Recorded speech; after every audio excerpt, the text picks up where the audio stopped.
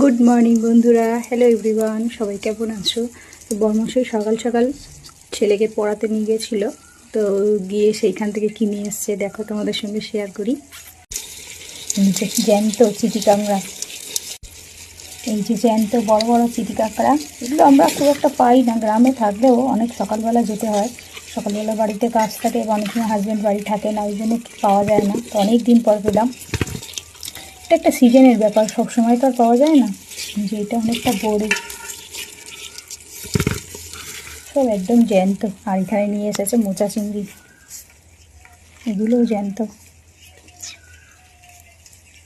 যে সব নড়ছে। এটা কি বড় সাইজ। আমি এই চিংড়িটাই বেশি ভালোবাসি বাগদা চিংড়ির থেকে। বাগদা চিংড়ি বা অন্য অনেক রকমের চিংড়ি পাওয়া যায়, সব থেকে আমি মোচা চিংড়িটাই খেতে পছন্দ করি। যেখানেও রয়েছে, অনেকগুলো নিয়ে এসেছে। কে কে মোচা চিংড়ি খেতে, চিটি কাঁকড়া খেতে পছন্দ করো অবশ্যই অবশ্যই বন্ধুরা কমেন্ট করো। আর ভিডিওটা ভালো লাগলে অবশ্যই একটা লাইক দিও।